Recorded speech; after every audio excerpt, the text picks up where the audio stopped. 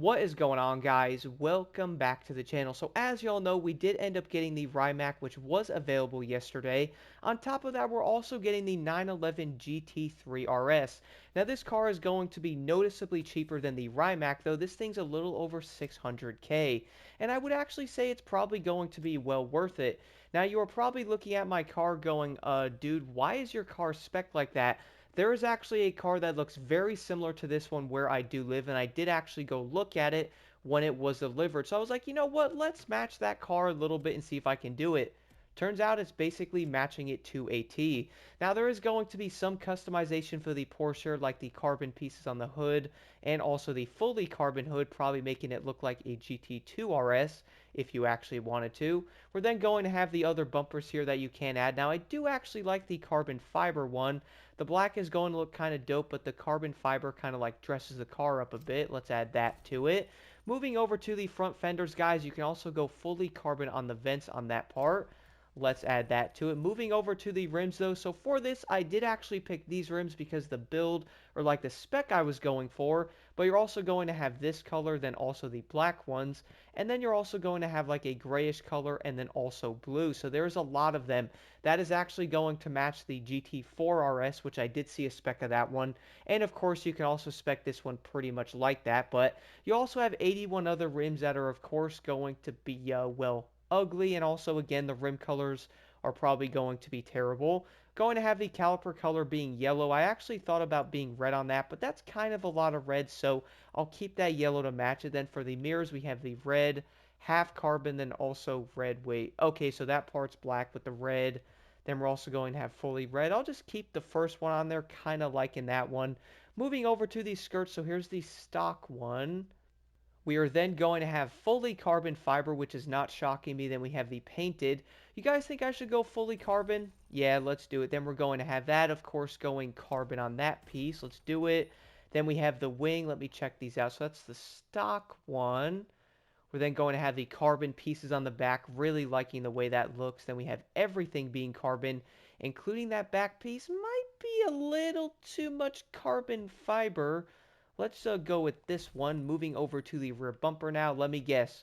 Carbon fiber. You guessed it. Now for this, though, I don't know if I want the whole car to be carbon, though, even though that does actually look kind of dope. Thing is, though, I can't really make the rest of the car carbon and not this part, so you know what? Fully carbon GT3 RS might as well do it. For this, though, let's do the red interior. We're going to do the red seat probably on that one. Looks kind of dope. Then again, I kind of like the red seats, guys. Let's do this one because you'll see the doors will also be red. Let's do that one.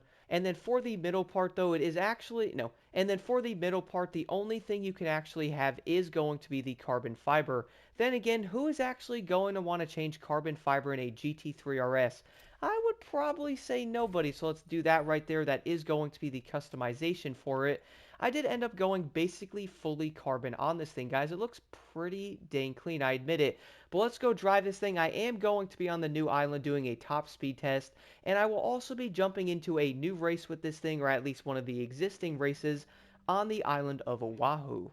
Okay, so we are now spawned outside here, but can we take a second, though, and look at the lighting coming through the trees right now? Look how beautiful that looks. Wow. Almost like a crazy atmosphere, like a scenery type of feeling. Really impressive. But we all do know the 911 GT3 RS was probably one of the most requested cars in the game. I do know a lot of people back in the day were asking for this thing. Everybody wanted it. And now we actually have it. This car is so dang dope. Now, I am probably going to do a review on the police version of this car, which for some odd reason is a hypercar. This one is a street tier 2, though, so we all do know it's not going to be as quick, which I kind of guess is probably going to be fairly obvious. But overall, though, this thing is also going to sound insane.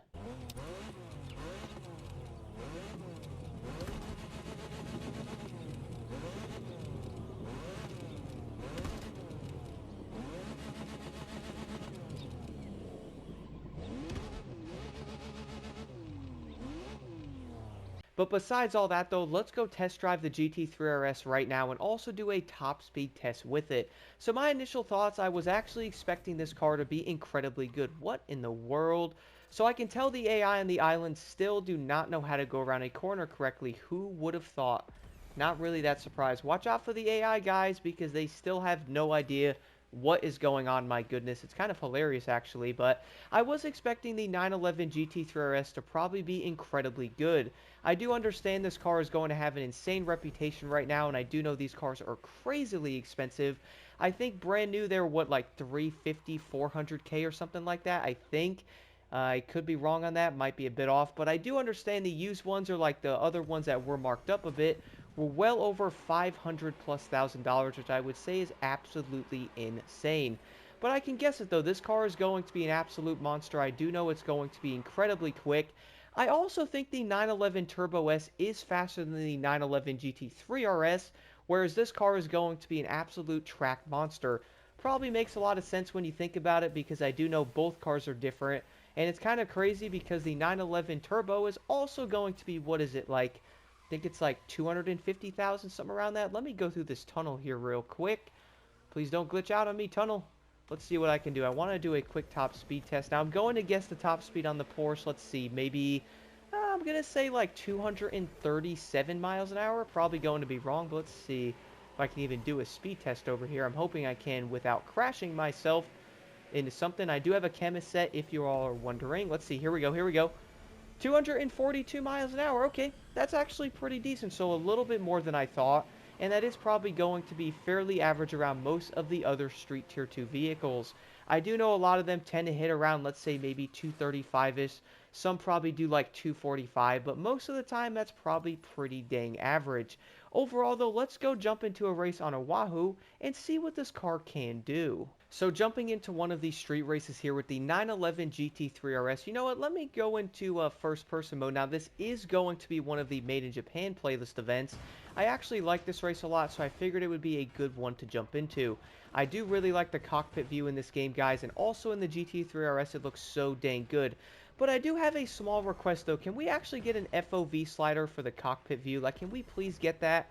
I actually think Test Drive has it, which is kind of odd how this game doesn't. Would definitely be a really cool feature. That way it doesn't feel like you're pretty much up against the entire wheel. Kind of similar to like the Crew 2 in some of the cars. I do know players weren't the biggest fan of it. But I would say the interior view in this car is going to be very nice though. You're going to see like the RPM reader, the speed you're also going there on the left. Now it is going to have like a G-force meter there. It's going to say track, but those are not going to work. Then we're also going to have the middle screen, which is going to be the Porsche insignia, which is pretty dope. You guys know what? I know it would probably never work, but you know it would be pretty dope. Imagine being able to have like the GPS of the map in the car itself. Now what I mean by that is like the small map you see on the right side of the screen in the actual screens in the cars that you are driving. Wouldn't that be kind of dope? I know it's probably going to be like a lot of work to be able to add something like that, but I feel like it would fit pretty well. I am also kind of getting destroyed by the AI right now, which is a bit odd because I thought I'd be kind of beating them. So I can pass them here, crash them into the wall a little bit. That's one way to do it. So I actually say with regular base pro settings, the 911 handles pretty well. Is it going to be the best handling street car out there? Well, I'm going to have to mess with it a bit, maybe do some pro settings on it. But the base pro settings on the car are actually fairly decent.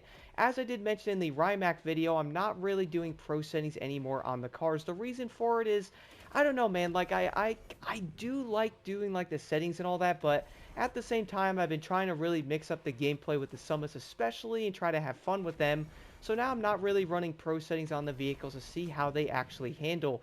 Surprisingly, I feel like many of the cars with no pro settings are actually fairly decent. Like, yeah, you're not probably going to be breaking records or stuff with them, but I do feel like they're still going to be usable.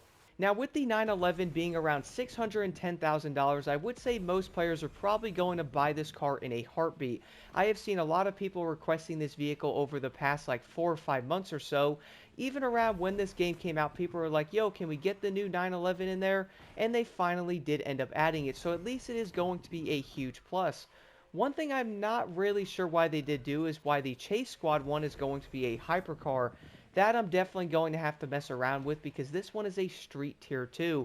What do you guys think about the Chase Squad one being part of the actual pass itself? And it's also going to be a hypercar compared to this one being a street tier 2 car. So I guess my closing thoughts on the 911 GT3 RS, I could probably say to go buy this car if you definitely want it. It is going to be in the shop for everybody at around $610,000 to purchase it. I would say this car is going to be well worth it. Most players are probably trying to collect them, so I would probably say a lot of people are going to buy this car regardless of even if they don't want it. At least I feel like you gotta add a 911 to your main collection. Am I right, guys? Like, you kind of have to. Let me know what you guys think about the 911 GT3 RS in the comments below. Is this one of your favorite cars in the world? Do you like this car? Do you think it's overrated? I am curious to know what you all think.